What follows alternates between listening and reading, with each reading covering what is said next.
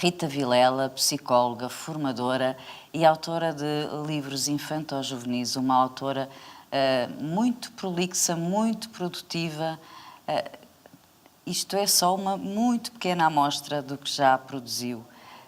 Rita Vilela, primeiro vou perguntar-lhe, se não me leva a mal, como é que se sente estando aqui neste lugar dos novos?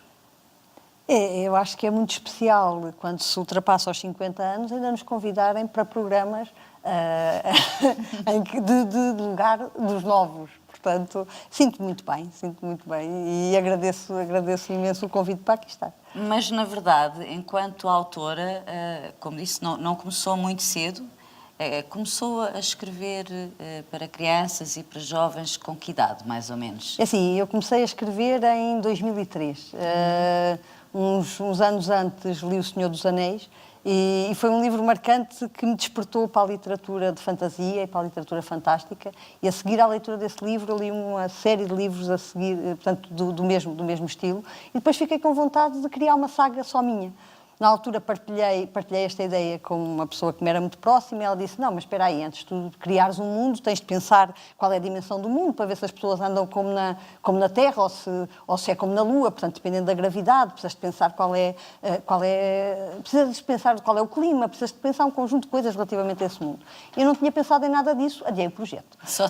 Só tinha pensado em escrever? Não, eu depois percebi que eu tinha, no fundo, o que era importante era as pessoas que eu ia pôr naquele mundo, não era o mundo em si. Uma das vantagens de escrita de fantasia é que nós podemos fantasiar. E, portanto, não precisamos de seguir as mesmas regras que existem no mundo histórico. Exatamente. Não é? E, portanto, a partir daí, eu lancei-me na minha primeira saga de fantasia. Quando comecei logo com uma saga de fantasia e aventura, Oniris, portanto, As Sete Cores de Oniris. E escrevi-o, e depois pensei, bem, agora se calhar ainda não está suficientemente bom, depois tinha vergonha de mostrar, não sabia se era bom, se não era, andei ali a empatar, depois relia, andava com as vírgulas para a direita, relia outra vez, andava com as vírgulas para a esquerda, fazia umas correçõezinhas, achava que ainda não estava no ponto. E depois enviei finalmente para uma editora e demorei 2 anos para receber uma resposta. E depois pensei, também não é mau, enquanto estou à espera da resposta, vou escrevendo o segundo. Pronto, e fui avançando assim com o segundo e depois finalmente enviei para uma segunda editora e recebi lembro-me perfeitamente, estava num emprego e de repente recebi um telefonema a perguntar se o livro ainda estava disponível, e eu olhei em volta porque eu queria partilhar aquela notícia fantástica que ia publicar um livro, e as minhas colegas já tinham saído e tive de ir a correr atrás delas para descontar a novidade. Mas, portanto, o meu primeiro foi As Sete Cores de Oniris, que foi publicado em 2008. Portanto, foi o meu primeiro menino. O primeiro amor. Foi o meu primeiro amor, foi este. Essa sensação que estava a tentar descrever agora e que foi a correr contar às colegas é uma sensação que fica para sempre.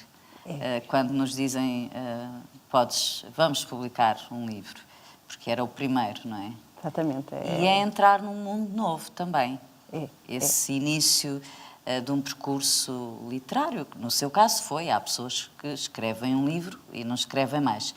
No seu caso foi de nunca mais parar. Foi. Neste momento, quantos títulos têm publicados? Neste momento tenho 52 livros publicados. Escritos tenho bastante mais. Portanto, como é isso? Tem na gaveta alguns? Tenho bastantes na gaveta, porque é difícil de arranjar à velocidade que eu escrevo, é difícil de arranjar uma editora que me publique tudo. Mas essa velocidade quer dizer o quê? A Rita Vilela tem um trabalho, não é? Um emprego como formadora, responsável de formação profissional. E, portanto, escreve quando? De noite? Quando sai do trabalho vai a correr, escrever? Escrevo de tarde, escrevo de noite, escrevo aos fins de semana. E escrever é uma coisa que me dá muito prazer. Houve uma vez um desafio que me lançaram para escrever histórias sobre os génios do mundo. E então tínhamos 5 semanas para escrever sobre cada um dos génios. Então eu trabalhava um bocadinho até acabar a energia, trabalhava no meu trabalho e chegava a casa e de repente sentava-me a escrever e de repente estava cheia de energia. E depois tinha de parar à meia-noite, pouco depois, porque no dia seguinte, às 7 da manhã, o despertador tocava. Mas, de facto, quando eu escrevo, eu entro em estado de fluxo. As ideias vêm e eu, às vezes, queria que os dedos mexessem mais depressa para não se perder nada, não é? Portanto, e, de facto, tem a ver com as coisas que nos dão prazer. Já falou aqui da primeira coleção, agora dos génios, mas em que domínios se sente melhor? É assim, eu gosto muito de histórias de fantasia. E, portanto, comecei com Oníris, com pronto, uma coleção de 3 volumes. Depois seguiu-se Os Descendentes de Merlin, portanto, partindo do pressuposto que Merlin teve 12 filhos, a quem passou pelo sangue a magia e a quem ensinou a preservar em relatos mágicos episódios da história da humanidade. E depois mandou os filhos pelo mundo para relatarem, para guardarem episódios da história da humanidade, de forma a que quem os lesse se sentisse transportado para o momento em que foram, o momento que representavam. E, portanto, depois temos Descendentes de Merlin que chegaram aos dias de hoje e que trazem consigo o seu legado de relatos mágicos e, ao mesmo tempo, portanto, uma das descendentes é portuguesa e, portanto, tem um conjunto de 3 fiéis que a apoiam em tudo o que ela precisa. E há um inimigo, que é uma organização que se quer apoderar dos relatos mágicos, porque eles têm muito valor. E depois temos uma história de aventuras e, ao mesmo tempo, temos os miúdos que acedem aos relatos e, através deles, acedem a episódios da história. E, portanto, no primeiro livro temos os templários, temos maçons, temos o início da história de Portugal. No segundo temos uma história alternativa do Merlin, do rei Artur. No terceiro temos os portugueses a irem para a Índia com barcos podres, com homens doentes e a conseguirem construir um império lá. Exatamente. No quarto temos o Conde Drácula, portanto, como é possível que uma lenda à volta de uma criatura imortal que se alimentava de sangue, como é possível que tivesse durado 400 anos e ainda chegou aos dias de hoje, como é que isso foi possível? E o último, misturei Muro de Berlim, uma ilha no Canadá onde se diz que há um poço no fundo do qual há um tesouro, e pronto, misturei isso e deu a última E história. os jovens que leem estes livros, pegando agora no exemplo que acabou de dar, no último, com essa mistura de factos reais e históricos e de fantasia, como conjugam eles, como leem eles essas histórias? Acha que conseguem separar a fantasia da história real? É assim, eu tive preocupação da parte histórica ter rigor histórico. E, aliás, no final esclareço um bocadinho o que é que... Porque o que há ali de novo é ligações aos merlianos. Portanto, ou seja... O resto são os factos. O resto tive a preocupação dos factos. E, por acaso, teve... E depois tem para mais pequeninos, para livros mais pequeninos, muitos também. Tenho, portanto, em termos de... Que é uma escrita completamente diferente, do juvenil para o infantil e para os pequeninos mesmo, não é? Eu, pronto, de facto, nos juvenis e nos de fantasia, aliás, é uma coisa curiosa nos meus livros, é que, sobretudo nos livros de fantasia, é que eu escrevi com o meu imaginário, pensei que estava a escrever para adolescentes e adultos. E as editoras acabaram por puxar os livros para infanto-juvenil, portanto, puxaram para muito mais baixo, e estes livros acabam por ser livros que tanto são lidos por miúdos de 10, 11 anos, como são lidos por adultos e até idosos, portanto, tem sido Isso não curioso. Penso eu, muito comum. Na chamada literatura infanto-juvenil, vermos uma pessoa mais velha ou idosa mesmo com um livro desses na mão, não é? Talvez não seja assim tão... Por exemplo, o próprio Harry Potter tinha capas para miúdos e capa para adultos. Sim, mas não é assim muito, muito comum. Pois talvez, já não lhe sei responder, mas estava a puxar os infantis, exatamente. Os infantis, de facto, são muito mais simples de escrever, não é? São muito mais rápidos de escrever, é um estilo diferente e eu, pronto, os infantis surgiram um bocadinho inicialmente à volta das metáforas. Portanto, eu sempre gostei muito de metáforas e de contar as coisas através de metáforas. E, portanto, os livros infantis acabaram por surgir um bocadinho assim. Há alguma relação entre a sua formação base, que é a psicologia e a atenção às questões ligadas à infância, à juventude, e o que escreve? Digamos que tanto a escrita como a psicologia têm um ponto comum, que é o meu interesse pelo ser humano. É um bocadinho porque eu tenho interesse pelo ser humano que fui para a psicologia, e é porque eu tenho interesse pelo ser humano que me inspiro no ser humano para escrever, e que, no caso dos infantis, vários dos livros infantis estão orientados para resolver determinados problemas. Por exemplo, tenho um curso curso de coragem para meninos com medo, por exemplo. Foi um livro em que eu fui buscar técnicas de gestão, técnicas da psicologia, para as ensinar aos miúdos, à volta da história de uma miúda que tinha muito medo de animais e vai tirar um curso no Jardim Zoológico para aprender a lidar com o animal mais perigoso de todos, que era o gato da avó. E, portanto, no final vai enfrentar o gato da avó usando todo aquilo que aprendeu no curso. E depois, à volta disso, portanto, fiz um sobre higiene e segurança alimentar, que é curso de defesa contra bactérias más, o curso de como gerir o meu dinheiro. Agora fiz um sobre as alergias, o curioso jogo do Dr. Alberto, que é este livro que aqui está, que é sobre a gestão das alergias. Portanto, é a história de um rapaz que sabe que tem uma alergia, reage muito mal porque não quer ter aquilo, e o médico, ao fazer uma comparação do jogo, de um jogo de ação com o problema das alergias, ajuda a encarar a situação de uma forma diferente. Portanto, muitos dos livros foram feitos procurando, no fundo, atuar sobre problemas concretos. Depois temos as Alices, exatamente, que são assim e aliás pronto, a Alice surgiu em 2017 e surgiu logo com bastante força. Foi uma aposta da editora e penso que está a correr bastante bem. Esta é uma história de uma miúda portuguesa que vive com a família, portanto com a família, os amigos, numa aldeia à beira-mar, e pronto, à volta de situações normais, com bastantes afetos normais do dia-a-dia. Portanto, aí a preocupação é trabalhar os afetos. Os afetos eu acho que são muito importantes, e a psicologia, não havendo... A psicologia acaba por estar sempre um bocadinho lá, como sensibilidade.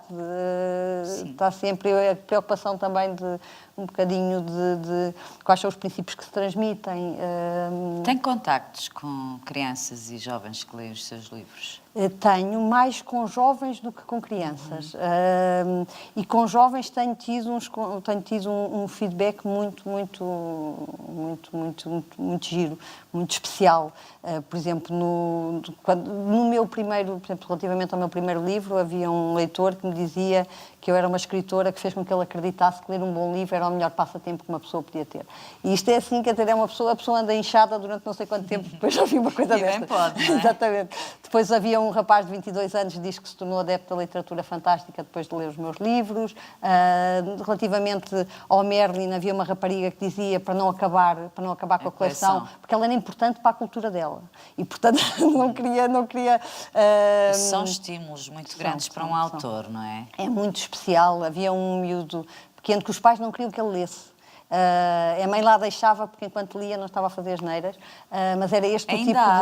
Ainda há. E ele o que queria, dizia que o que ele queria era um dia adormecer, acordar em Oníris e viver todas as suas aventuras. Portanto, era assim...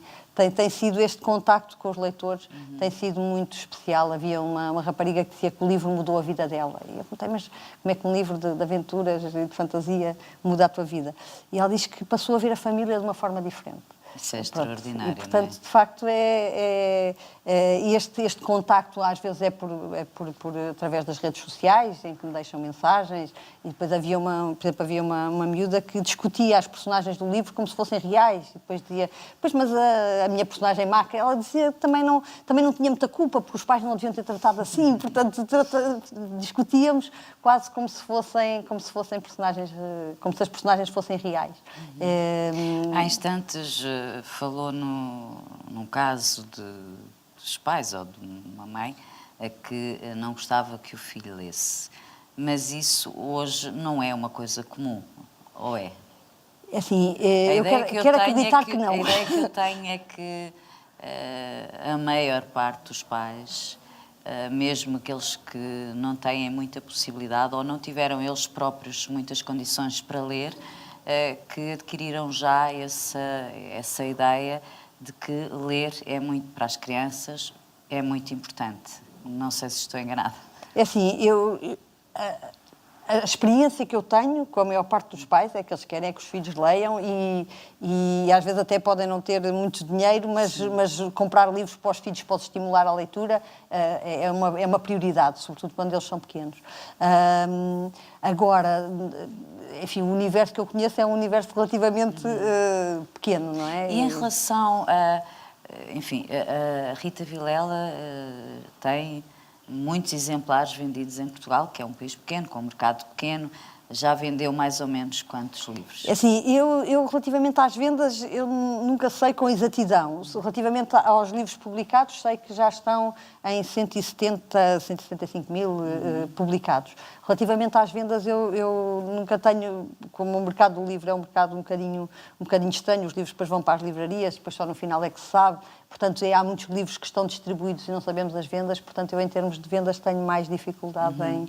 Mas eu perguntava-lhe isto porque, tendo em conta o panorama do mercado livreiro em Portugal, penso que os indicadores apontam para aí, o segmento da literatura infanto-juvenil é daqueles que é mais interessante, ou seja, que vende mais livros, não é? Mas depois também, aparentemente, algumas dessas crianças e jovens, muito jovens, não é? Ou adolescentes, pré-adolescentes, muitos deles vão deixar de ler ali na adolescência, não é? E a questão é saber se depois retomam mais tarde ou não, certo? É assim, eu acho que muitas vezes os jovens desinteressam-se pela leitura porque a leitura não é... Porque os livros, às vezes, que eles leem não são os certos para eles. E não há um livro certo para todos. Havia uma vez conheci um miúdo numa escola que disse que queria escrever um livro que agradasse a todas as pessoas. Eu disse, isso é capaz de ser um bocadinho difícil, não é? Mas eu acredito que quando alguém lê um livro que estimula a sua imaginação, que faz eco dentro dele, e às vezes não é o melhor livro que faz eco dentro dele, mas quando lê um livro que é o livro certo para ele, ele ganha o gosto pela leitura e quer mais. E tenho tido experiências por exemplo, tive um jovem que não lia praticamente nada e começou o meu primeiro livro da minha coleção do Oniris, demorou 3 meses a lê-lo. O segundo livro demorou 2 meses a lê-lo. O terceiro livro demorou só 1 mês a lê-lo. E agora faz maratonas de leituras de livros portanto, e faz vídeos em que comenta livros na internet. E eu acho que a Vilela vai acompanhando. E eu vou acompanhando, e ele, aliás, no fundo, sempre... são leitores especiais também, não é? Há leitores que ficaram cá dentro do coração e que vão ficar lá durante enfim, para sempre. E que são também divulgadores, acabam por mais tarde ser divulgadores dos livros em geral, dos seus em particular, por terem começado a gostar de ler assim, não é? E eu penso que muitas vezes ia ou vai as escolas, por exemplo, é muito importante o papel que as escolas fazem, mas é muito importante também o esforço que muitos autores fazem durante o ano inteiro para ir um pouco por todo o país falar sobre os seus livros às escolas, sem, enfim, sem ganharem, entre aspas, muito com isso, porque, na verdade, quando vão a uma escola, não é a questão comercial que está em cima da mesa, é esse contacto e esse apoio na formação de leitores, de novos leitores, que fazem muitos autores portugueses, e a Rita Vilela também, não é? Há esse esforço grande das escolas por levarem até si os autores, em carne e osso, não é? Eu acho que neste momento as escolas, levar autores às escolas é uma prática comum e as escolas de facto querem autores que lá vão e organizam feiras de livro e organizam atividades ligadas à leitura e portanto eu penso que a esse nível tanto as escolas como as bibliotecas têm feito um esforço muito interessante e de facto há bibliotecas que basta a pessoa entrar lá e já está a estimular a imaginação. Quer dizer, uma biblioteca que era com os bancos eram puffs branquinhos em forma de nuvem e a parede estava toda pintada de azul, outra era um castelo em que até fizeram uma ponte levadiça que passava-se de uma sala para a outra através de uma ponte levadiça e depois tinha umas tendas e um trono onde se contava as histórias. Portanto, hoje em dia nas bibliotecas, as próprias bibliotecas têm feito um esforço e com uma criatividade enorme para estimular a leitura. Portanto, e há bibliotecas municipais extraordinárias por todo o país, praticamente, não é? Que é uma coisa que há alguns anos atrás, enfim, o panorama era muito diferente. A esse nível tem-se avançado, penso que se avançou bastante e se está no bom caminho. A Rita Vilela, no início desta nossa pequena conversa, brincou um pouco com a circunstância de achar interessante e curioso de ter 50 anos, ou mais de 50 anos, para o caso não interessa, e ser considerada uma nova autora. Mas isso tem uma explicação, não é? Tem. Portanto, para todos os efeitos, enfim, eu comecei como autora em 2008, portanto, e a carreira como autora de facto correu muito bem e as oportunidades surgiram e eu agarrei-as todas. Portanto, não interessava se tivesse passado a noite a escrever, se surgia uma oportunidade, era para agarrar e era para levar para a frente e era para fazer bem. E portanto, neste percurso eu fui crescendo como autora, mas de facto também não sou uma autora. Em termos de mercado, eu penso que neste momento estou a adquirir uma posição mais consolidada. Sólida. Neste momento já não sou eu que vou bater à porta das editoras. Já precisa, não é? Quer dizer, também continuo a ir, mas já tenho muitos desafios, já chegam Portanto, até a mim com desafios. É uma situação muito reconfortante, não é? Ter essa possibilidade que muitos autores lutam por isso toda a vida e nunca alcançam, outros sim, naturalmente, que é terem editoras a bater à porta com desafios novos, com propostas novas, a perguntar-lhe, então, não tem mais um livro?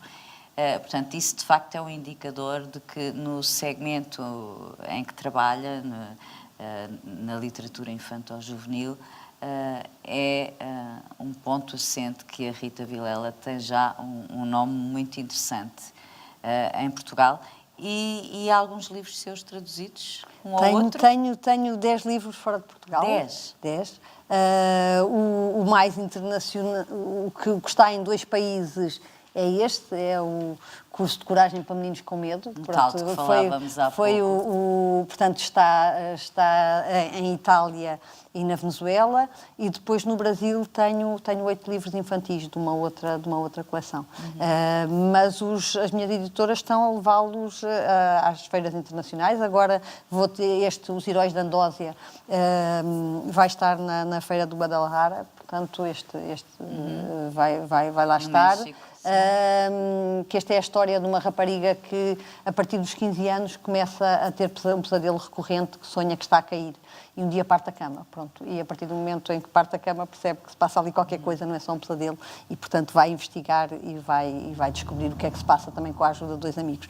Portanto, este é o primeiro livro dos Heróis da Andósia e está, enfim, o segundo já está escrito E tenho também mais uma coleção que vai sair no próximo ano no Clube do Autor, porque os Descendentes de Merlin vai acabar. Pronto, em princípio, há sempre hipótese de abrir outra vez, mas para já fica por 5 e temos uma nova coleção a caminho também, que vai sair no próximo ano. Mas eu fui buscar esta conversa do percurso literário e da consolidação da sua carreira como autora. Enfim, não gosto muito da palavra carreira. Percurso, sim, como autora, permitiu-lhe ter o estatuto de que falava e ser uma autora que faz parte desta casa onde nós estamos, não é? Sim, de facto, esta casa, a entrada para esta casa tem sido foi importante, porque... Esta casa, Sociedade Portuguesa de Autores. Exatamente, Sociedade Portuguesa de Autores. Porque eu sou um bocado desorganizada e de facto, é importante para mim ter alguém que trata enfim, de todos os aspectos que fazem com que as coisas depois corram bem, e assim eu só me preocupo com a parte da escrita e da divulgação, e tenho todos os aspectos legais e contratuais, e tudo tratado, e sobretudo, como eu quero apostar ainda mais na internacionalização, quero ir mais longe na internacionalização. É muito importante ter por trás uma organização que me dá segurança nestes processos, quer dizer, porque uma pessoa sozinha, um autor sozinho a negociar contratos internacionais é mais complicado. E pronto, e a SPE também deu uma possibilidade de estar aqui hoje, nesta conversa, que eu estou a gostar muito e que é importante, estas coisas são muito importantes. E que está a chegar ao fim. E tenho pena. Um dia voltamos. Não é? Mas, entretanto, vamos mesmo terminar esta conversa com Rita Vilela, uma autora de livros infanto-juvenis que deixou aqui umas pinceladas do seu percurso muito rico, com dezenas e dezenas de títulos de livros que podemos encontrar por aí. Alguns deles estão aqui, as capas. E a Rita Vilela foi lançando umas pistas sobre uns a outros, e agora vamos ficar à espera dos próximos, não é? Então, não sei, marcamos conversa para daqui a uns tempos, pode ser? Eu, por mim, acho excelente, fica combinado. Muito obrigada, Rita Vilela. Obrigada eu.